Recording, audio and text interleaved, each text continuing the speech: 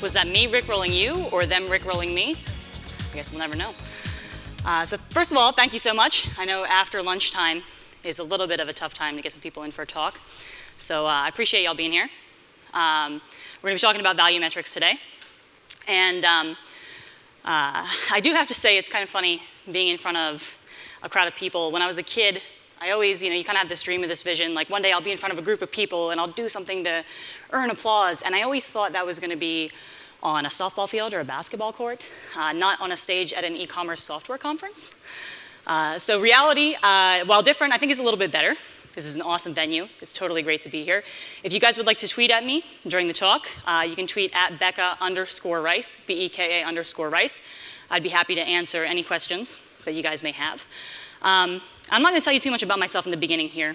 I'll do that a little bit later. One thing you should know about me before we start, though, is that I come from a baseball family. And that doesn't necessarily particularly mean that we like baseball a lot or that we were super fans of any particular team. It just means that baseball was a part of our lives growing up. My granddad played baseball, my dad, my uncles, and that kind of filtered down to my family as well. So it was something that we did together at family gatherings. I had plenty of cousins, enough to field 2 baseball teams to play against each other. So that was kind of just a big part of our lives while we were growing up. And one thing that happens as you're part of a baseball family is that you get into statistics, right? You know things like ERAs and batting averages and fielding percentages, right? Those become things that you just automatically know for no particular reason at all, but you still know them. And so I got kind of into statistics, knowing baseball. For example, one of the things I had to know was the top 2 Major League Baseball career batting averages were Ty Cobb and Rogers Hornsby. And the only reason I knew them was because they were the combinations to my dad's briefcase, and he kept Jolly Ranchers in that briefcase. So it was a very important thing to know, so you could swipe them all out before anyone else got to them. So you know, if you're into stats, every baseball player says stats don't lie. And it's kind of an interesting thing. Baseball players even have like voodoo about it. And so you learn these stats. And one of the very interesting stats I learned had to do with batting average, but at the college baseball level. So it brings up an important question. Why isn't Larry Bird, yes, the Boston Celtics basketball player, recognized as having the all-time leading batting average in collegiate baseball? So most people are familiar with Michael Jordan having had a baseball career. All right, so Larry Bird, like Michael Jordan, did try his hand at baseball. Unlike Michael Jordan, he was successful at baseball. And he had a career batting average of 500. So for those of you not familiar with baseball, that means that every time he went up to bat, 50% of the time he got a hit. He met his goal as a baseball player, which is a huge metric. If you can do that 30 to 35% of the time, you're considered a very good baseball player. So for Larry Bird to hit 500 as a baseball player is an enormous statistic. However, he does not get the batting crown for college baseball. Instead, we recognize Ricky Weeks as having had the best career batting average of all time in college baseball. And Ricky Weeks had a batting average of 465, which was 35 points lower than Larry Bird. Doesn't make sense. So it brings up an interesting question to us about statistics. While Larry has something else in common with Michael Jordan, his career was very short-lived. He played in exactly 1 doubleheader at Indiana State University. It was a publicity stunt to get more people to come out to baseball games. He had already become a minor celebrity at that point at Indiana State University. And so Larry Bird came in to 1 doubleheader. They had a heck of a time trying to find a uniform that would fit him. And then he came in, played first base, and had 2 career at-bats. And got hit in one of them, an RBI single even, meaning his team scored a run. Did an excellent job. He can't compare, however, to Ricky Weeks, who had 500 career at-bats in his time as a baseball player. So the idea of significance has to come into play. Baseball players like to say stats don't lie. We have to amend that just a tad. Stats don't lie in the long run. We have to have enough data for that statistic to be representative of anything. Statistical significance in baseball and any other statistic matters. You need to have enough data points for your statistic to be considered relevant or accurate in any way, shape, or form. Now, since we're talking about statistics, you have a lot of those for your e-commerce site as well. Your conversion rate is like your website's batting average. If you don't have enough orders, you're like Larry Bird. You do not have enough orders for your conversion rate to be considered statistically significant in any way. Now, that doesn't mean that this isn't a very important metric. We all saw in Pep Lia's talk yesterday morning that conversion rate optimization can make you a lot more money over the long term. And it's absolutely true. I'm not disagreeing with that in the slightest. But the problem is that many new or small stores do not have enough orders to optimize that metric in any meaningful way. We don't know if that metric is representative of your real conversion rate because we don't have enough data points to actually measure it yet. So for many of us, while it's good to know your conversion rate, it's probably too early to try and optimize it. In fact, Pep has a great quote that I'm going to paraphrase a little bit right now. On the e-commerce fuel podcast, he said, if you have less than 1,000 transactions per month, and those could be purchases, email signups, whatever you're testing, if you have less than 1,000 transactions per month, it's probably too early for you to split test because your data set has not reached statistical significance yet. So for the same reason that we ignore players like Larry Bird out of the Hall of Fame and baseball batting titles, we may not necessarily want to look at your conversion rate as the best metric to gauge your site's success when you're first starting out your business or while it's growing from a very new or small state. So if we're not going to look at conversion rate, and we're not going to try and optimize that just yet, there are some other things we want to do. There are some other metrics that are important right now that are not going to rely on the number of orders that your store has. So instead of relying on increasing number of orders in some fashion, we can take a look at 3 different metrics that anyone could implement and start tracking within an hour after this talk. The first of which is your average order value. And if you guys are fans of Shark Tank, I know Steven is, right? You know that they focus on things like gross revenue, gross profit, net profit, right? We want to focus on these metrics that aren't going to necessarily require you to try and generate more orders. Okay? So our average order value is going to be our gross revenue per order. We'll take our total revenue in a given time period divided by our number of orders in that time period to figure out how much money we're making from every single order. This is going to do some great things for us. If we take a look at your average order value, we can try to start optimizing your store for more revenue. We're trying to guarantee the success and the validity of your small or new business. So if we take a look at ways that we can increase revenue, there are a few major ways we could do that. Number 1 is you can try and get more total customers into your store. The problem with this is it can be expensive. To get more customers, you're going to need to drive more traffic. So that may be an increase in marketing or advertising. It can be an expensive process, and we can't necessarily measure changes in it very accurately because, again, we don't have a statistically significant number of orders. So we could try to get existing customers to buy again, drive more repeat purchases. But again, we're relying on increasing our order count. The final one we're all familiar with because we talked about it yesterday. You could take the existing visitors that already come to your store and try to convert them into orders better. But again, with all 3 of these, we have to drive a higher order count. And we can't necessarily measure the changes in that order count in a significant way until we have a big enough data set to do so. So the reason that average order value is a great metric to know when you're starting out is because it doesn't require you to increase your number of orders. Instead, we can try to make more money on the orders that are already coming into your store. So the first thing we need to do is actually get this metric. We need to know what it is before we can use it. So in WooCommerce, there are a few major ways that you can get these metrics. The first of which you could do right now without implementing a single thing in your store. If you go to the core reports in WooCommerce, the sales by date report will give you your gross revenue and your number of orders placed for whatever date range you're looking at.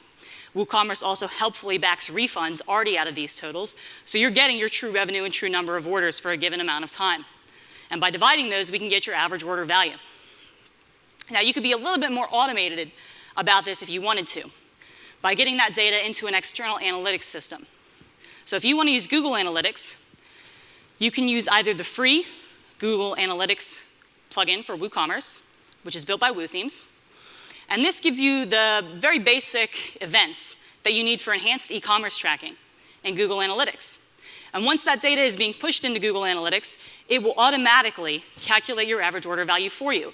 If you go to your conversion reports and look at your e-commerce overview, you can immediately determine what your store's average order value is. If you want to track some other events, get some advanced event tracking, you could look into the Google Analytics Pro plugin as well. Disclosure, that one is built by SkyVerge where I work. I promise you I'm not trying to shill our plugins. It's that we look at these kind of problems while we're building them, so we have a lot of plugins that address, like, how can I get important metrics for my business? So either of those plugins will allow you to get that average order value directly from Google Analytics without having to do any extra work on your part. Once you know that, that can inform some extremely important decisions for your store. You can optimize your average order value pretty quickly without installing new plugins, without investing a lot of time or effort in the marketing. We just want the people that are already buying from you, that have already made the decision to purchase from you, to spend a little bit more. So there are some easy ways that we can encourage that. First of all, you could set free shipping thresholds up. We all know how crazy, powerful, and completely irrational free is, right? There's a really famous experiment that I love to cite for this that compares purchasing Hershey's Kisses, pretty generic chocolate. I'm from Pennsylvania, and it hurts to say that. Comparing Hershey's Kisses to Lindt truffles. And in this study, Hershey's Kisses were priced at 1 cent, and Lindt truffles were priced at 15 cents. And at those prices, since people see the Lindt truffle as a far superior candy, like 65 to 70% of people end up purchasing the Lindt truffle. However, if you reduce the prices of both of them by just 1 cent, so that the Hershey Kiss becomes free, and the Lindt truffle becomes 14 cents, that completely reverses. Now, over 70% of people will choose the Hershey Kiss solely based on the fact that it's free, even though it's the exact same price differential between the two of them. And many of them indeed prefer the Lindt truffle even at a higher price.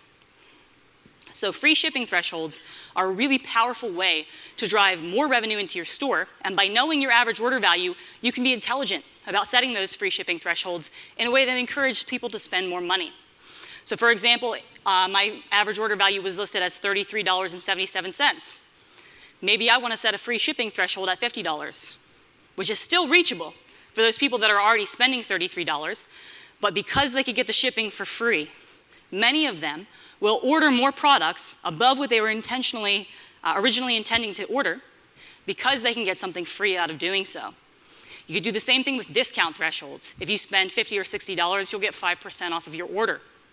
There are tons of ways that you can pretty easily try to optimize the average order value in your store. I have a series on it that I will link to from some resource slides at the end as well. I will have all of these immediately available. On ways that you can increase that, also listing some tools for WooCommerce that can help you implement those strategies pretty easily. So once we've started to optimize our revenue, we're trying to drive more money into our store. Now we need to take a look at how much money we're actually getting from every single one of those orders. How much is actually being net out to my business in terms of profit. So your average order profit is going to be your total revenue minus your hard costs or direct costs for the order. So for example, backing out things like shipping, tax, your cost of goods in your order to determine how much profit is in your pocket and available for business expenditures. So while average order value can help us try to increase revenue and the amount of money coming into our store, average order profit is going to let us intelligently allocate the actual money we're making here to our operational costs, to customer acquisition, and we can also try to optimize this. We want to make more money and spend less money. So the problem here is that WooCommerce doesn't really have a way built in to track the amount of profit you get, because it's trying to support a lot of different kinds of stores. So for example, if I'm only selling ebooks, I don't really have a cost of good for an ebook, right? It doesn't cost me 95 cents for every person to download it. So WooCommerce doesn't have a way for you to set costs of goods. However, there is a plugin that can allow you to do that. When you install this plugin, let's say, for example, I sell a sweatshirt available for $35 at retail, and my cost to get and print that sweatshirt is $23. If I install cost of goods, and I can set up that $23 cost for all of my items on a per product or per variation basis, And automatically, you'll see a new profit report added that will give you your gross profit for a given time period, which backs out shipping, taxes, and any other fees for your order. And you can also get your average profit per order from that as well. If you installed that, you can also retroactively apply those costs to your existing orders if you want to immediately see how much profit you're making. So both average order value and average order profit can be tracked within 15 to 20 minutes, depending on how many products you have. So these are two metrics you should absolutely know and start taking a look into. Because once you know your average order profit, you can try to start optimizing that metric as well, because it doesn't, again, depend on how many orders you have. So what we can do is start optimizing your supply chain. Once you have a good idea of demand and you know how many products you need, you can start to try and buy in bulk from your suppliers, get lower per item costs. You can also start to negotiate shipping rates, which is a super powerful way to increase your profit. As we saw earlier in the Shippo presentation, most small stores are spending 35% of their costs on shipping, which is a huge number. And so as you do a lot more shipping with your shipping rate providers, you can negotiate those rates down, sometimes even half of what you're paying now with FedEx or UPS or whoever's doing your shipping, even USPS or other international providers. So once we know that average order profit, we can start to then try to optimize that as well. So now we're trying to make more money, we're trying to spend less money, and the final piece of this puzzle is your growth. Every small or new WooCommerce business needs customers. And customer acquisition costs, when you're just getting started, are going to be one of your biggest costs. Okay, getting people into your store to purchase is really hard work. And we all know this, right? So to calculate your customer acquisition cost, you're going to need to keep track of your total marketing spend for any given time period. And we're going to divide that by the number of brand new customers that your store gets in that time period. The number of people that make their first purchase at your store in this time frame. So let's start with the total marketing spend part. Obviously, we're not going to be able to track this in WooCommerce, right? It's not related to our sales. It's related to how much we're spending. You do not have to be fancy with this in any way, shape, or form. You can do it in a spreadsheet, in your accounting software, any way you can, to make sure that you at least know how much money you're spending on Facebook ads, pay-per-click ads, paid reviews, whatever kind of marketing that you're trying to do in your store. We want to track your total marketing spend. It's really important for us to know as you're growing how much it costs you to grow so that you can try and optimize that as well and try and encourage growth. So the next thing is, what about new customers? How can we track that? Well, WooCommerce should probably give us this, right? Not quite. And I was actually a little bit surprised by this myself because I was like, yeah, you can definitely get new customer count. It's probably pretty easy. And not so much. Because what WooCommerce tracks for you is customer registrations, the number of people that make an account on your site. It also tracks customer registered versus guest purchases. However, there is no good way to determine in a given time frame how many people have made their first purchase with your store in this time frame, which seemed pretty terrible to me. So I started looking into this. Can we use Kissmetrics? Can we use Mixpanel, Google Analytics? Is there any way we could do this? And you have to set up custom events for many of these to figure it out. So there's a couple options we have. Number one, try to use your new order count in your store as an approximation, because you may not have a lot of returning customers at this point, so it'll probably work. That's terrible. We don't want to approximate that when we're trying to optimize anything. So after looking into this a lot, I was like, you know, this is terrible. I'm spending more time trying to figure this out than I could be to just do this. So thank you very much to my team at Skyverge who helped me build a free plugin, which we released this week to help me out with this talk, which will give you a new versus returning customer count for a day range. So what this does is it takes a comparison of billing emails. So let's say I'm looking at my year-long view here. Starts on January 1. What this plugin will do is it takes a look at the billing emails of all the orders you've had since January 1 and says, has this billing email made a purchase before at any point? If they've never made a purchase before, they're a new customer, let's count them as a new customer. So this gives you your first-time purchasers, no matter if they were a registered customer or if they were a guest purchase, so that you can finally accurately determine your customer acquisition costs. So again, this plugin, entirely free, available on our website. You can implement this in 5 minutes or so. And this is going to help you determine your customer acquisition costs as well. So each of these metrics is something you can be aware of right away, and that you could start trying to optimize right away. If you change date ranges, it'll also change the way it calculates that for you. So let's say I want to look at the last week. I can get my new customers in the last week as well. My testing store doesn't do so well for itself, but you can get the picture from it. So once we have this, optimizing this is where we get a lot of variance. So I could tell you, yeah, optimize your customer acquisition costs, cut it down to the bone. That doesn't really make sense, though. This is where you see a lot of divergence in people's theories on running their own businesses. What's your preference for risk is the most important question to ask here when you're considering customer acquisition costs. Growth is vital to the success of your business. So the question is, do you want to burn more than your profit for growth? Maybe you're going to try and take on investments. Your goal is to grow as big as possible, as fast as possible to get a huge customer base. That's entirely up to you. Maybe you want to be proudly bootstrapped and staying within your profit, your average order profit for your customer acquisition, especially since at this point you may not have a good idea of what that customer's lifetime value is going to be to your store in terms of repeat purchases. So I can't necessarily give you advice on optimizing your customer acquisition costs, because this is where your philosophies as a business owner come into play. The more important thing to me is that you measure this, because it's going to be a really, really important metric for the growth of your store. Now, the problem here is a lot of people look at these things and like, oh my God, these are so many different metrics I could be looking at. But these are metrics that you can get within a very short amount of time. As I said, average order value you already have. No matter what plugins are installed in your store, you have that in the core WooCommerce reports. And I'm pretty sure we can all divide two numbers to get that metric. Once you have that metric, you could start putting in a couple strategies very easily to try and improve that metric. If you already offer free shipping for all orders, maybe it's worth it to try testing if you can do that for some orders over a certain threshold, a certain value. If you don't want to go that route, you could take a look at discounting or cross-selling or bundling or other ways to convince the people that are already purchasing to spend some more money and generate some more revenue.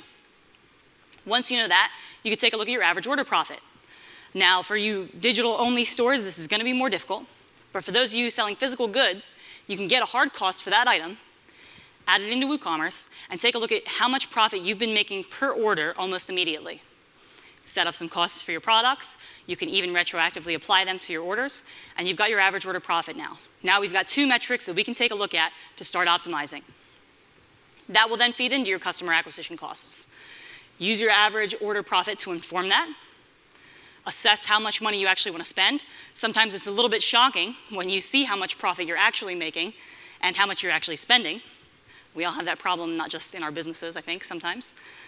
And then you're going to constantly evaluate this. These should feed into one another, okay?